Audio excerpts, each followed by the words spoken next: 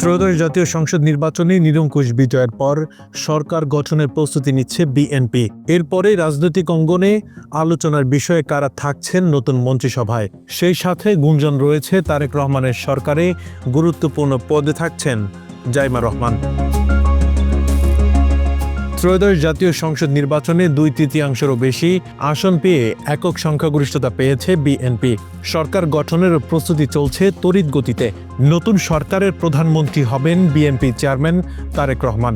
এখন দলীয় অন্দরমহল ও রাজনৈতিক মহলে মূল আলোচনা নতুন মন্ত্রিসভা নিয়ে। সম্ভাব্য মন্ত্রীদের তালিকায় কাদের নাম থাকছে তা নিয়ে চলছে জল্পনা কল্পনা। বিএনপির সিনিয়র নেতারা মনে করছেন নবীন প্রবীণের মিশেলে হবে এবারের মন্ত্রিসভা। তবে থাকতে পারে নতুন কোনো চমক। যেভাবে সারা দেশে মনোনয়ন দেওয়া হয়েছে সেই ছাপও দেখা যেতে পারে নতুন মন্ত্রিসভাতে।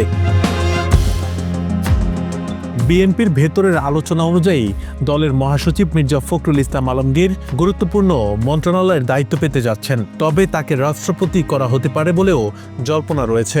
একই কথা শোনা যাচ্ছে স্থায়ী কমিটির সদস্য ডক্টর খন্দকার মোশাররফ হোসেনকে নিয়েও। এছাড়াও ধারণা করা হচ্ছে স্থায়ী কমিটির বাকি সদস্যদের মধ্যে 2-1 ছাড়া প্রায় সবাই পেতে যাচ্ছেন গুরুত্বপূর্ণ মন্ত্রণালয়ের দায়িত্ব।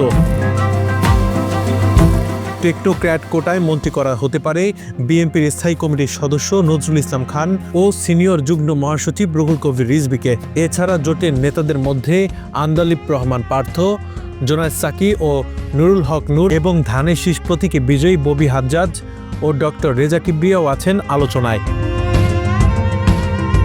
প্রধানমন্ত্রীর পাশাপাশি প্রতিরক্ষা মন্ত্রণালয় থাকতে পারে তারেক রহমানের হাতে। আর জনপ্রশাসন মন্ত্রণালয়ের জন্য ভাবা হচ্ছে একজন অবসরপ্রাপ্ত সচিবের কথা, যিনি দলের বিভিন্ন নীতি গবেষণার সঙ্গে দীর্ঘদিন ধরে যুক্ত ছিলেন। শিক্ষা মন্ত্রণালয়ের জন্য বিগত সময়ে দায়িত্বে ছিলেন এমন কারো কারো নাম আলোচনায় আছে।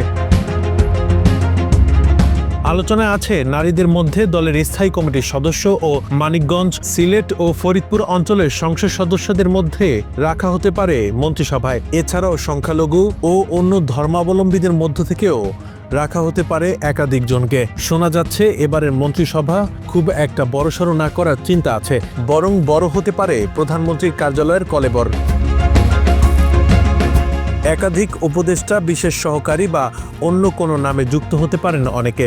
যেখানে গুঞ্জন আছে তারেক রহমানের মেয়ে ব্যারিস্টার জাইমা রহমান থাকতে পারেন গুরুত্বপূর্ণ কোনো পদে। একইভাবে বিএনপি চেয়ারম্যানের উপদেষ্টা মাহাদি আমিনেরও নাম আছে এই তালিকায়।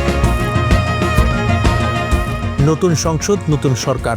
এখন পুরো দেশ তাকিয়ে আছে নতুন রাজনৈতিক অধ্যায়ের দিকে। তাই এখন সবার নজর তারেক রহমানের নেতৃত্বে বিএনপি নতুন মন্ত্রিসভার দিকে।